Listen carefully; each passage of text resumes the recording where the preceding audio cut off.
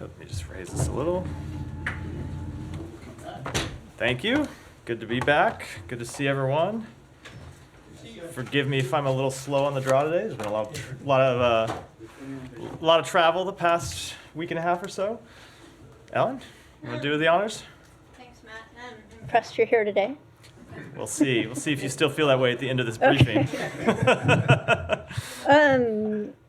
As things stand now, how does the international community keep the bar from being lowered and setting the stage for future conflicts in the Middle East and globally, to allow for the bombing of schools and hospitals and ambulances and aid convoys and journalists and places of worship,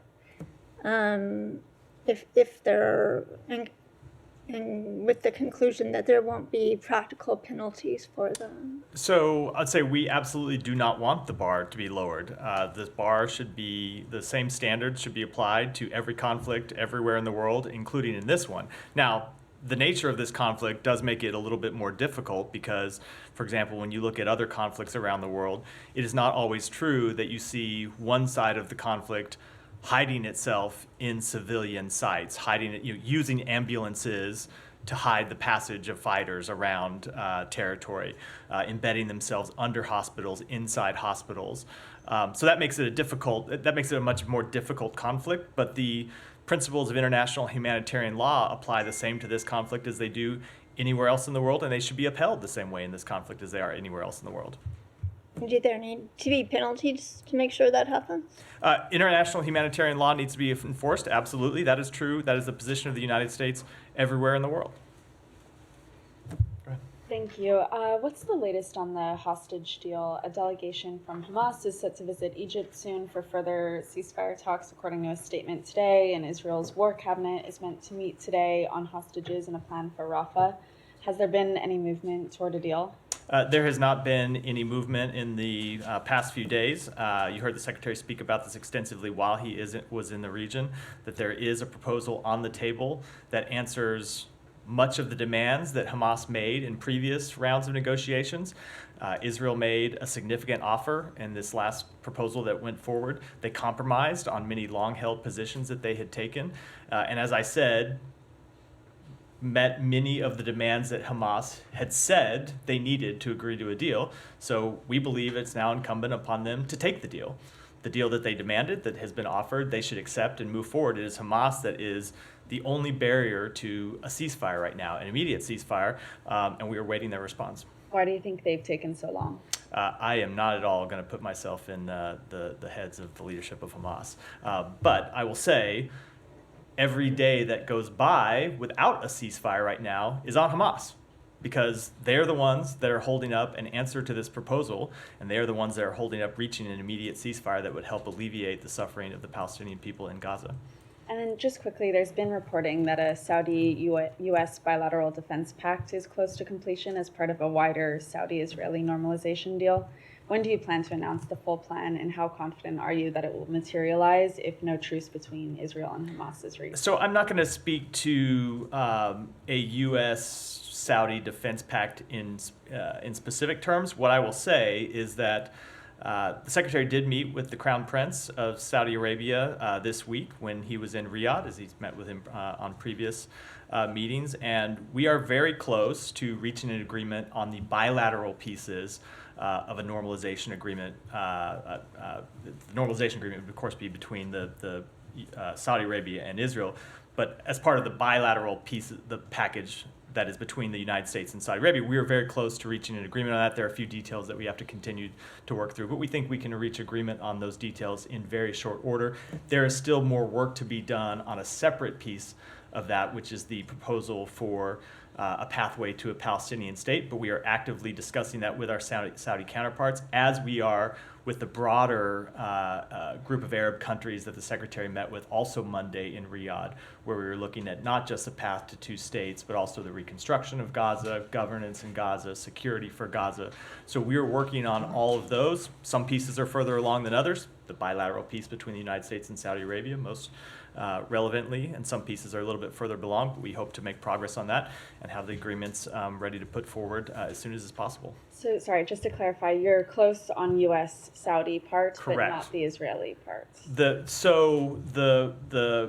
me unpack that a little bit. Okay. The idea of this agreement is that you would have a bilateral piece that are agreements between the United States and Saudi Arabia. I'm not going to speak to those in specific, but the details of them have been widely reported. I think everyone knows what they are. As part of that, there would also, and that part is fairly well advanced, and the Secretary has spoken to this. We have work to do to finalize some of the details, but we are very far along. I think the Saudi Foreign Minister also spoke to this on Monday in Riyadh after we met with him. Separately, and it will, I say separate, but it will be a part of this package. There are pieces that relate to the establishment of an independent Palestinian state with security guarantees for Israel. That's something that's important to the United States. It's something that is important and essential to Saudi Arabia and would be a key part of the deal. So while there are pieces of it that are closer than that, the entire package will include all of those pieces together. And how confident are you that that will materialize while there's no truce between Israel and Hamas? So we could reach an agreement. This gets a little bit of speculating about timing, because we don't know whether there'll be a ceasefire. That's in Hamas's hands right now. But I'll say we could reach an agreement with Saudi Arabia on what this package ought to look like, and we could reach agreement with some of the other Arab countries we're working with about what the broader package looks like, right? Not just normalization, but the post-conflict issues that relate to Gaza. But Saudi Arabia has been very clear for this. Putting a proposal on the table is one thing, a proposal that we could take to Israel, but there will be no agreement in this regard while the conflict in Gaza is still raging. Saudi Arabia has made very clear that as part of any normalization deal with Israel, they have two requirements. One, calm in Gaza, and two, a path to an independent Palestinian state. So you could you could see where we might reach agreement with Saudi Arabia on what this package ought to look like, but in terms of an actual deal that includes normalization with Israel, there needs to be calm in Gaza. And sorry, just one more follow-up. Netanyahu has repeatedly objected to a Palestinian statehood, a key condition for Saudi to agree to normalization, as you've said. What's the point of your progress with Riyadh if in the end Netanyahu will end up objecting anyway? So the Secretary has spoken to this in detail a number of times, including quite extensively in Israel in January when we first put together this group of Arab countries with whom we wanted to work on these issues. And the point he made then, and it continues to be our point today, is that we believe broader integration is key to Israel's long-term security. It's not just the right thing to do for the Palestinian people, and it is very much the right thing to do for the Palestinian people to answer their legitimate political aspirations. It is also the best thing that you can do to achieve Israel's long-term goal, the goal they have had, the goal that Israel's had since the founding of its country, which is normal relations with its neighbors. It would provide broader security to Israel. It would isolate Iran, and significantly, it would address some very real challenges Israel is going to face in Gaza when you look at the end of this conflict, with figuring out how to rebuild Gaza, with figuring out how to provide security to Gaza. So ultimately, the government of Israel will have to make the choice about what's in the best interest of their people. But for the United States, we have a point of view. We're going to work to finish up the proposals that we are working on with our Arab partners, and we're going to put that point of view forward, and Israel can decide. On this, Go ahead. Following up on Daphne's question, I understand you could reach an agreement, I guess, in principle with the Saudis on this bilateral component, but is there any world in which that would be operationalized without this broader mega two-state normalization deal? We have been very clear, Saudi Arabia has been very clear, that this is a package deal that would include a bilateral component and also include a path to two states. So there was no discussion in the meetings in Riyadh about breaking off that bilateral piece No. and getting it into No. works? Okay. And then on Rafah, did you get any sense of timing on when the Israelis plan to move forward on their? I will let Israel speak to that question. Do you get the sense that they are waiting on Hamas's response before making a final Again, decision? I'm just going to let Israel speak to what their plans are. I will speak on behalf of the Secretary, and the Secretary in his conversations with Prime Minister Netanyahu yesterday made very clear the United States position on Rafah, which is that we do not support a major military operation there. We do not believe a major military operation is in Israel's long-term security interests. We believe there are better ways to address the threat that Hamas does still propose. or does still pose in Gaza because of the 4 battalions that are in Rafah. Secretary spoke in some detail about our ideas in that regard yesterday, and I'll leave it at that. What was the reception to those deals? We had a very direct conversation about it, and I'll just leave it at that. And did you get any sort of commitment, or is it your understanding that if a deal was reached on the hostages and ceasefire, that Israel would not move forward on Rafah incursion? I think let's take it one step at a time. The proposal that is on the table right now, as I said, is a significant offer that would achieve an immediate ceasefire. That is our goal. That's what we're trying to accomplish. We have always said that if we get a ceasefire, we want to work to build enduring peace, enduring calm from that ceasefire. But let's get a ceasefire first, and then we can talk about And if I could quickly, what would be the next steps. on the determinations under Leahy law, are there any updates on the status of cutting off military assistance to that 5th unit? No, with that one remaining unit, we are still engaged in a process where we're collecting information from the government of Israel that they have provided to us and examining that information. Is that And new information? One second, I don't have a timetable. Is there new information since the last time you guys said there was new information? Have they presented Which is even what, more a couple information? days ago? Couple days when ago, Vadan said yeah. that? No. Okay. It's Michelle, did she answer? Okay. Saeed, go ahead. Thank you. Just to follow up on something that Ellen raised on the hospitals and ambulances and so on, I want to bring your attention. I don't know how we could, probe this issue further. A Palestinian surgeon, Adnan Ahmed al-Bursh, was killed on the 19th of April. He was taken from Shifa Hospital back in December and was killed by the Israelis recently. I mean, he was shot, I guess, in cold blood and so on. Is there any way that the United States could look into this issue and find out the authenticity of such a... I'm not familiar with that case. I'm happy to Okay. see if we have any All right. further information. All right, just to follow up on a couple of things. Now, you said that it's a generous offer. Everybody used that word and so on. Now, if the Prime Minister of Israel keeps saying that there's he will not agree to any permanent ceasefire, that this war will go on, I ask you, what incentive is there for Hamas or the militant groups to say, okay, I mean, we will give whatever leverage we have, and then, they can come and so on. I'm just curious. What incentive is there for Hamas? No, Hold on. How about the well-being of the Palestinian people in Gaza? Yeah, but that ought to be an incentive with enough. you, No, I'm with that ought you. to be incentive enough. Good. Of Well, then that course, answers the question. Right, Because to be clear, that is the incentive. Okay, well, maybe we have just... The incentive for Hamas is that an immediate Right. ceasefire Right. would help alleviate the Right. suffering of the Palestinian people. It would allow aid. It would make it easier for aid to get in. It would make it easier for aid to move to people in Gaza. It would allow people in Gaza to return to their homes and their Right. neighborhoods and rebuild them. So, Yeah. I get your point about arguing but about leverage. But let me, try to understand it. let me finish. Just let me okay. finish. You will get your chance. Right. The well-being of the people in Gaza that Hamas has always claimed they represent ought to be incentive enough for them to take this deal. Period. I agree. Period. I agree. Good. But the Prime Minister is not committing himself to a ceasefire. He's saying that this war will continue. I'm saying that in the long run, he has the prerogative to continue this war however they please.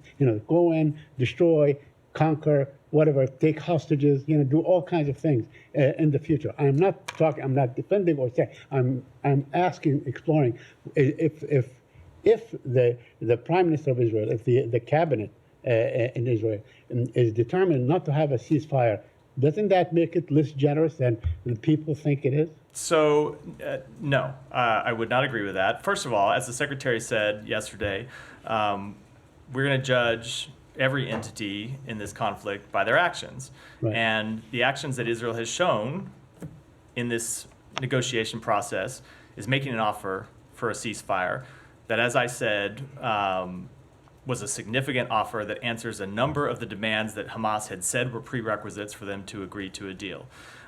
So if Hamas really does care about the Palestinian people, they should agree to the deal. Period. Okay, let me ask you. This is one of those rare issues where it's just actually not that complicated. Okay, let me ask you a couple of questions on the aid. Israeli settlers have vandalized Gaza aid trucks and so on. I think the trucks that left from Jordan, that probably the ones that you guys bid farewell to. I don't know. Do you have any comment on that? Do you know of what happened? And I do you do. have any- I've been following this issue very closely because it happened while we were in Israel. And I'll tell you what the Secretary said about it to the Prime Minister, which is that these attacks on aid shipments are unacceptable and that Israel ought to take steps to prevent them and it ought to take steps to hold people accountable for them. And I will tell you, we were glad to hear that Israel yesterday arrested 3 of the people involved in the attacks on this convoy. That is the appropriate step. That's the step that they ought to take whenever there are attacks on aid convoys. And that furthermore, they ought to prevent these attacks from happening in the first place. That's what we will hope they'll do, because these are aid shipments that are being delivered to innocent civilians who had nothing to do with October 7th, and they ought to continue unimpeded. Now, lastly, the Prime Minister of Israel says that the ICC arrest warrant would be an anti-Semitic hate crime. Do you agree with that? I will let the Prime designation? Minister speak for himself. Yeah. On behalf of the United States, we have made clear that the ICC, in our view, has no jurisdiction in this conflict, and we oppose this investigation. Thank you.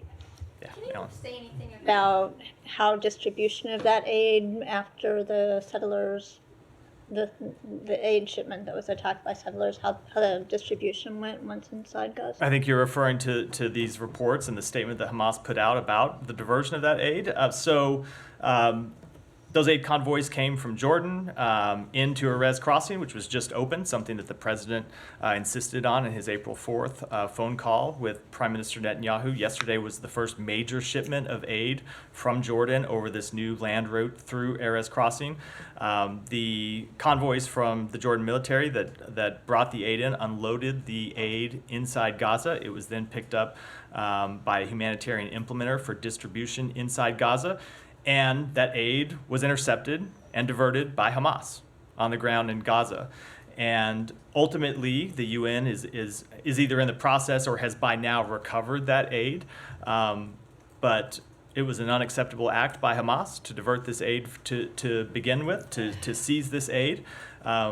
We have made clear that it's an unacceptable act. I think the UN partners will be also making clear that it's an unacceptable act. If there is one thing that Hamas could do to jeopardize the shipment of aid, it would be diverting it for their own use rather than allowing it to go to the innocent civilians that need it. So they certainly should refrain from doing that in the future. Has this been a widespread issue, Matt? No, it is not. This is the first widespread case of diversion that we have seen. Hamas had diverted these trucks for some time not the original, just to be clear, that could be misleading. The original trucks came in, unloaded the aid. They were then picked up on different trucks for distribution inside Gaza. They did divert those trucks. They were held for some time. To my understanding, the aid has now been released. It's been returned to the humanitarian implementer that was responsible for it in the first place. And we have made clear, and we think the United Nations relief organizations involved will also make clear it's an unacceptable act that Hamas should not repeat in the future, because it jeopardizes the delivery of aid to the Palestinian people. But in terms of the number of occurrences that Hamas has diverted aid, how many times would you say this has happened? There may have been minor ones in the past. I can't speak to mine. This is the first major diversion of aid. And as I said, it ultimately has now been returned to the humanitarian implementer, so it will get where it needed to go. But that doesn't change the fact that it was an unacceptable act. And what happened to the team that was with the aid at the time? I can't speak to that. I don't have the Do you know details. which- I do know that they are all safe now. I Do you don't. know which organization it was? I do, but I don't think it's my prerogative. It should be my prerogative to speak for them. Anything else on the region before we go, Michelle? Yeah. Are you talking now about a permanent ceasefire or a temporary ceasefire? And did you talk to and how will you build on it, as the secretary has said yesterday? And second, did you talk to the Israelis about their northern front with Hezbollah? So the proposal that is on the table is for an immediate ceasefire for a defined period of time. But as we have always made clear, we do want to build that into an enduring calm. We don't want this conflict to go on a day longer than it has to. We want to see it brought to a close in a way that ends Hamas's ability to repeat the attacks of October 7th in a way that alleviates the suffering of the Palestinian people, and ultimately gets to this broader point I was making in response to some of the earlier questions, in a way that that establishes a political path forward for the Palestinian people, for the citizens of Israel, that provides greater peace, security, stability for the entire region. And And on the north, sorry. It was a conversation. It was a subject of our conversations. I don't have any updates. Our goal remains the same as it has been since the outset of this conflict, which is to resolve the dispute in the north of Israel diplomatically. And one more on Syria, if you don't mind. Why did the administration oppose to include the Assad regime Anti-Normalization Act to the supplement or in the supplement aid package that passed last week? So I don't have any specific comment that we generally don't comment when it involves pending legislation. Our position, however, has been clear, which is that we will not normalize relations with the Assad regime until there is meaningful progress toward a political solution consistent with UN Security Council Resolution 2254. Our sanctions remain in full effect. I know that was one of the other pieces of this particular legislation, and we remain committed to using all tools at our disposal to promote accountability in Syria, including by issuing sanctions under the Caesar Act and other authorities. Thank you. Different. Sure, go ahead. Also under the Syria policy, it's reported that the Caesar Act that you just mentioned expires at the end of this year. Are you guys looking to extend that? I'll have to take that one back and get you a specific answer. Yeah. And secondly, just can you talk about there was a group in Bahrain today claimed to have attacked Israel. That seems to be a new, if accurate and true, that's a new front that's open. Is it the department's assessment that U.S. policy towards trying to contain this conflict in Gaza is successful today? So I'm not aware of that report, so I wouldn't want to comment on it or the veracity of it specifically, but it has been our goal to prevent this conflict from spreading. We've seen a couple of points where or a couple points since October 7th where there have been the serious potential of it spreading and having it escalate, and you've seen us work quite intensively during that period. Of course, the last month with respect to Iran was one of the most intense periods. So it continues to be our goal, and it is something that you have to work on every day when you see the conflict in Gaza continue. Obviously, it adds to tensions in the region, and so it is a type of thing that you can never rest on in terms of trying to prevent the conflict from spreading. Go ahead. My question's out of the region, if that's okay. Go ahead. Okay. I wanted to ask if the State Department is aware of the American that has gone missing in Mexico on a surfing trip. Jack Carter rode along with 2 Australians. Was wondering if the State Department's aware, is working on it, and or has comment. There may be people who are aware of it. I'm not personally, and often I think, as you know, that we have Privacy Act rules when it involves cases of Americans overseas. I'll have to take that back and get a more check with others in the building to see if we have a more specific answer. Okay. Thank you. 2 topics. Russia first.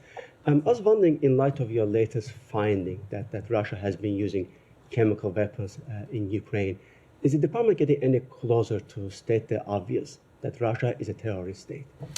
We have not changed our position with regard to that designation, but it in no way changes the actions that we have taken to hold Russia accountable. You've seen since the outset of this conflict, the United States imposing sanctions on Russia, imposing export controls on Russia. We imposed new sanctions on Russia yesterday. You've seen us use our diplomacy to press other countries to stop their support from Russia, for Russia. That was a focus of the Secretary's recent trip to China, where he made clear that China should stop supporting Russia by rebuilding its defense industrial base, and also making clear that if they didn't take action, we would.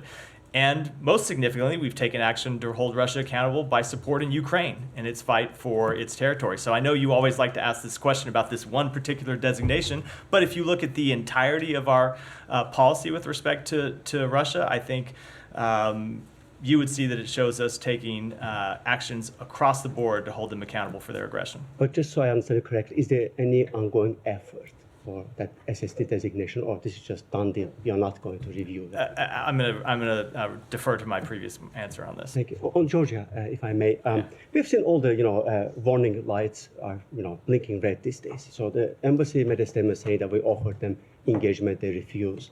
We have heard Oligarch Ivanishvili's statements about the U.S., the NGOs. I don't want to repeat everything he said, but there are calls from the Hill for policy shift. I know that you made it clear that you are deeply concerned, but that's not enough. So when is it going to... Are you going to make policy claims now, or are you going to ask a question, Alex? No offense, but... when is it the right time? When is it the right time for the U.S. government to announce the policy shift? So I will say, as we reiterated in the statement we put out last night, we are deeply concerned with the legislation that is currently working its way through the Georgian legislature. And we're also concerned and condemn the false narrative that government officials have adopted to defend it. The legislation and the anti-Western rhetoric of Georgia Dream's leadership has put Georgia on a precarious trajectory that jeopardizes Georgia's Euro-Atlantic path and undermines the U.S.-Georgia relationship. It is still draft legislation, and I'm not going to comment on specific responses that we might take or preview specific responses that we might take while it remains pending legislation. But I think we have made quite clear how seriously we take this issue and how concerned we are about it. How close the secretary has been involved into this? We haven't heard from him on this very topic. I can assure you he's watching it incredibly closely. Even on our travels around the world and other countries, it's something that he's regularly updated on. Thank you. Janie. Thank you, Matt. Two questions, if I might. National Security Communication Advisor Kirby said this morning about the Russian refined petroleum, and the shipment have already pushed North Korea import above the 500 barrel annual cap mandated by the UN Security Council March alone. Russia shipped more than 165,000 barrels of refined petroleum to North Korea. So annual refined oil import limit is 500 barrels. Kirby said the 165,000 barrels transactions was over the limit. 1,065,000 is less than the actual import limit of 500,000 barrels. What is the North Korea's actual annual limit on the refined petroleum import? So I'm not going to speak to that number. I will just say that the United States will continue to impose sanctions against those working to facilitate arms and refined petroleum transfers between Russia and the DPRK. We are currently working with our partners, including Australia, the European Union, Japan, New Zealand, the Republic of Korea, and the United Kingdom to announce new coordinated sanctions designations this month. Do you think Kirby made? I think I just violated one of my own rules. How many times have I say I'm not going to preview sanctions actions? Yeah, quick. There's always an exception to every rule. No, but do you think Kirby made a little mistake about numbers? No, I will defer to him to comment. Okay, on one more his quick. remarks. Regarding terrorist threat alert, South Korea's National Intelligence Services reported that North Korea is searching for terrorist attacks targeting diplomatic missions and officers abroad. Can you give us some comment, or are there any terrorist threat alert for U.S. diplomatic missions or abroad? The safety and security of our personnel is our number one priority. I don't have any specific assessment to offer, but we are constantly monitoring the situations around the world and adjusting to events as is appropriate and necessary. Thank you. Shannon. Thank you. I know these cases have been addressed from the podium before, but I wanted to ask about Brian Hagerich and Ryan Watson, the two Americans who are facing more than a decade behind bars in Turks and Caicos potentially for carrying a relatively small amount of hunting ammunition in the country. Do you have any updates on their cases or assistance that the State Department might be offering?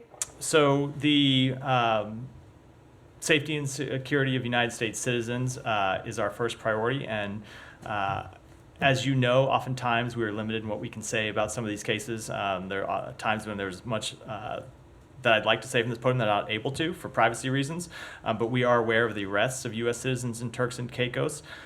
When a U.S. citizen is arrested overseas, we stand ready to provide all appropriate consular assistance, and we do that in every case where we can. And just as more generally speaking, there have been a spate of high-profile cases involving U.S. citizens who are facing very serious punishments for carrying what would be considered domestically innocuous items into foreign countries. Is the State Department considering any action to either warn Americans or address the issue by perhaps coordinating with TSA to stop them from carrying these items overseas? Well, presumably, if you make it through you shouldn't be able to make it through an airport with ammunition in the first place. But we constantly update our travel alerts to make sure or to warn people that they are, of course, subject to local laws when they travel overseas. That's true. We expect when citizens of other countries come to the United States, we expect them to abide by United States law, and we hold them accountable if they don't. And that is true for people traveling overseas. In the Turks and Caicos, firearms, ammunitions, or other weapons are prohibited. Our travel alert for the Turks and Caicos makes that clear, so people are aware of that before they travel. And I would once again, as we always do, urge every American to check State Department travel alerts before they travel to a country. We put them out for every country in the world so they can see what the local rules, what the local laws are. And it's very important that they follow those laws so they aren't put in this position. Go ahead. Thank you, sir. Two questions, please. As far as these demonstrations are concerned across the U.S. universities and colleges, before my question, if I say one thing, that when I used to go to college and university in Chandigarh in India, my mother told me, you are going there to study, not create any troubles for yourself and for others. My question is now here that who is behind these demonstrations and how the US diplomacy with other countries around the globe who also have many students from across other nations also in these higher universities and colleges, their studies are also affecting because I'm getting many calls from the Indian American community and their parents also. So how the relations affecting as far as these demonstrations are concerned, violations are going on and breakings and all that. We never heard in the US as far as students in colleges and universities except during Vietnam War, because there was a cause, because America was involved in the Vietnam War, but America is not involved as far as these what's going on in the Palestine and other places. So the president spoke to this earlier today, and I don't have much to add to his remarks. But the thing that he made very clear is that one of the things that makes this country great is the right to free expression and free speech. And we welcome free speech and we welcome free expression, even when it is people protesting in opposition to policies that we have promulgated in this administration. But it's also true that we expect people to follow the law, and law enforcement has a right and responsibility to enforce the law when people don't. Leave it at that. One more. My other question, please. Thank you so much. These are in connection with that. In one side, India's largest democracy is going on elections, like more than 700 million people are going elections.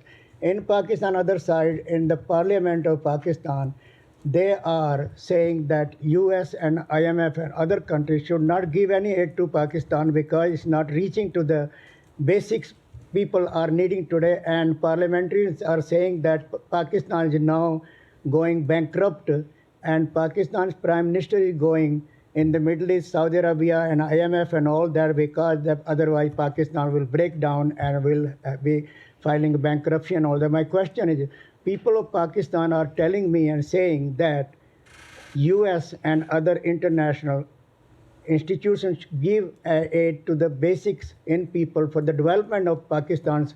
And at the same time, recently, State Department had 4 companies in China and Belarus held, and that they were supplying ballistic missile parts to Pakistan. So in the one hand, they are saying in Pakistan is spending all this money on the ballistic missile parts and others, not on the people of Pakistan. What they are saying finally, look at India today and look at Pakistan today, and both countries got freedom on the same day. And today, India is one of the largest trading partners of the United States. So where do we stand? I was waiting for the question. that was a lot. I was wondering what the question was going to be. What message do we have for Pakistan from the Secretary of State? Yeah. That basics that Pakistan can be uplifted like India in the future and their people. So a couple of things. First, as it relates to the ballistic missile program, we make quite clear our position on that, including through the actions that we took last month that you referenced. But when it comes to efforts to stabilize its economy, including through reaching an agreement with the IMF, we support those efforts. We support the progress that Pakistan has made to stabilize its economy and manage its daunting debt burden. We encourage the government to prioritize and expand economic reforms to address its economic challenges. And our support for Pakistan's economic success is unwavering, and we will continue to engage with them through technical engagements as well as through our trade and investment ties. all of which are priorities of our bilateral relationship. Go ahead. Thank you, sir. Thank you, Matthew. Excuse me. Is the administration looking to admit into the United States refugees from Gaza? If so, how would the administration ensure there is no Hamas infiltration? So, since the beginning of the conflict, we have helped more than 1,800 American citizens and their families leave Gaza, many of whom come to the United States. President Biden's direction, we have also helped and will continue to help some particularly vulnerable individuals, such as children with serious health problems and children who are receiving treatment for cancer, get out of harm's way and receive care at nearby hospitals in the region. And Palestinians may be eligible for a variety of existing pathways to enter the United States, such as immigrant or non-immigrant visas. We are constantly evaluating policy proposals to further support Palestinians who are family members of American citizens and may want to join them in the United States. I don't have any potential changes to preview at this time, but as is true everywhere in the world, we have strict vetting whenever we admit people to the United States. And Republicans have called for the administration to revoke visas of students on American college and university campuses who express support for Hamas. What's the administration's reaction to those calls? Would the administration do such a thing? I just don't have any comment on that. And one more thing. Yeah. What is the administration doing regarding Qatari funding of America's college and universities that critics have said have contributed to the Is there evidence of that? That Qatar is the largest foreign donor of American college and university campuses? Yes. No, but I mean, that they're supporting the protests. I've heard that claim, but I'm just asking before I comment on whether there's evidence that you can put forward. Well, I mean, like not just these protests, but like the protests on American college and university campuses regarding Israel, like even before October 7th. There have been critics who have said that Qatari money has, contributed to this Berlin Rise, like through funding, like what critics university programs. Just what critics specifically, so I know what I'm responding to. The critics, yeah. No, but who? Like conservatives, foreign policy folks, like scholars. Before I respond to something in general, I'd like to see a piece of evidence like or a specific. I would love to see a specific charge or piece of evidence before I respond to something that may or may not be true. I can send. Okay. Thank you. Yeah. Thank you. Vladimir Zelensky said last week that Ukraine and the United States are working on a new bilateral agreement on security and have already begun discussing a specific text of this agreement. Do you have any comments, confirmation? So I'm not going to speak to it in specific, other than to say that we have made clear that we are working on ways to provide long-term support for Ukraine's security. Obviously, we provide significant assistance to Ukraine to defend itself from Russia's aggression, and we have been working on long-term security arrangements. That's something that the president made public around the time of the last NATO summit. Those discussions continue, but I'm not going to speak to them in any detail. One more question.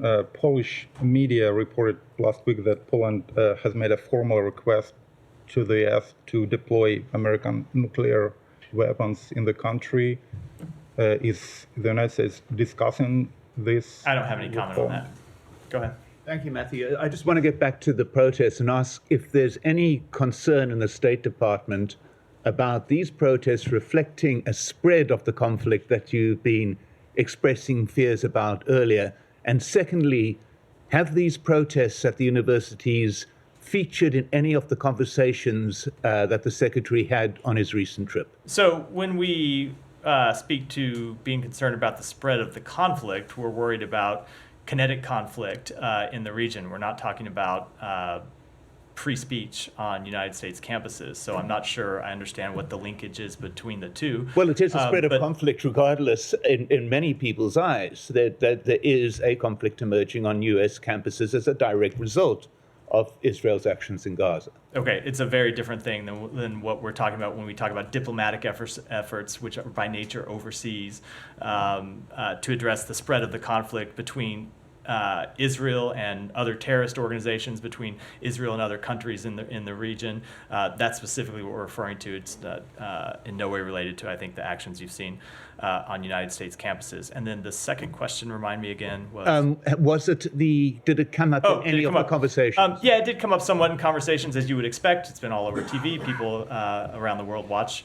American television, and so of course it's come up in conversations, but not in any substantive or serious way. Go ahead. Yeah. Is Israel just seeing these protests and is it concerned about losing the messaging more? And then conversely, are there any concerns that Hamas is seeing these protests and is feeling emboldened by the anti-Israel sentiment of them? So I will let Israel speak for itself, and I'm not going to speak for Hamas either. Go ahead. Thank you, Matt. The world's largest election has begun in India. However, there has been significant increase in intimidation, harassment. Prime Minister Modi's inflammatory rhetoric against Muslim community has heightened fear and uncertainty within the 200 Muslim community in India. At the same time, major social media platforms like Twitter, YouTube, Google, and Meta are removing critical content and blocking channels at the request of the Indian authority, raising concern about the censorship and the impact on free speech. What steps are being taken to protect these US-based social media platforms and ensure that the right to free expression is upheld? So let me take that one back with regards to any specific actions, which is not to say there are any, but of course we support freedom of expression all around the world, in every country in the world. One more, can I draw your attention? One of my colleagues was asking a question about India, and it is very difficult. Someone asking questions and facing harassment. I also have faced even live threat sometimes in my social media message and text that I am receiving. So, and they're questioning about the ethnicity. Is that a matter that someone is asking questions? He or she has to be that ethnicity or from that country's background in this briefing room? So I don't even know where to go with that question. Obviously, we welcome people from all over the world of any ethnicity, from countries all over the world, to ask whatever questions they want to ask us. Unfortunately, one of the sad features of social media is that people make all sorts of inappropriate comments and threats and intimidation. I see that on social media. I'm sure you do too. It doesn't make it acceptable in any way. Go ahead. Thank you. On the student protest in the U.S., have you found any sign of foreign intervention, be it social media campaigns, funding, etc.? It's not the kind of assessment we make here at the State Department, but no, we've not made that. Are you going to look for it, or it's not part of? It's just not. It's not the kind of thing that we do here at the State Department. So no. And on the bilateral agreement you have with Saudi Arabia, I got a bit confused there when you were answering at the beginning. So the disagreement that you're going to have with Saudi Arabia, is it tied to the conflict between Israel and Palestine? Because you said it's a package. Yeah, so I realized as I was going through it was probably a bit confusing. So in the normalization agreement, the potential normalization agreement that we are talking about with Saudi Arabia, there are several components. One component is a package of agreements between the United States and Saudi Arabia. Another component is normalization of relations between Saudi Arabia and Israel. And another package would be a path to two states for the Palestinian people. All of them are linked together. None go forward without the others. So obviously you're not going to have a finalized package to present to Senate to give the approval, to get Senate's approval. So my question is that a few of these components, like the AI or nuclear or the security agreement, all of that, can they be executive before the other components even being finalized? So I would say this is a package deal, but we are also putting the cart before the horse a little bit here and getting too much into the details. And that's because, as I said, one of the things that Saudi Arabia has made clear is a prerequisite for them agreeing to any normalization deal in the first place is calm in Gaza, which of course we don't have right now. And it's not the reason why we're trying to pursue a ceasefire. We're trying to pursue a ceasefire with the release of hostages for its own sake and the benefits it would bring. But it is absolutely one of the things that we would try to push forward should we achieve that ceasefire that includes the release of hostages. But you are going to go ahead with the nuclear agreement regardless of what is happening? No, as I just said, it is a package deal. And Geeta, go ahead and we'll wrap for the day. Thank you, Matt. Couple of questions on Iran. You may have seen that the BBC World has obtained some documents which seem to be minutes of a hearing in Iran on the reason and the how and when and who caused the death of Nikhil Shah Karami, one of a teenage protesters a couple of years ago. The UN spokesperson suggested that if these documents were presented to the UN Human Rights Council, that they could start a proceeding, look into it, those conversations that outline how she was killed. As a member of the UNHCR, would the United States encourage presentation of these documents to hold the people responsible for the death of Nikhil Shah Karami? So let me just apologize. I haven't seen that actual report. Been on the road a little bit, as I spoke about at the beginning of the briefing. But let me take that back and get you an answer to it.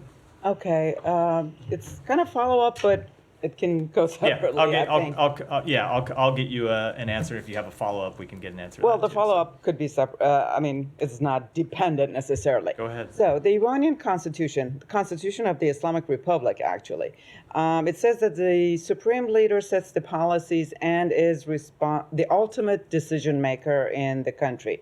So as such, does the State Department believe that Ali Khamenei, the current supreme leader, is responsible for the suppression of demonstrators and death of a high number of people, 2 years ago, and general suppression of the public? He is absolutely responsible for the actions that government has taken. With that, we'll end for today. Thanks, everyone. Thank you.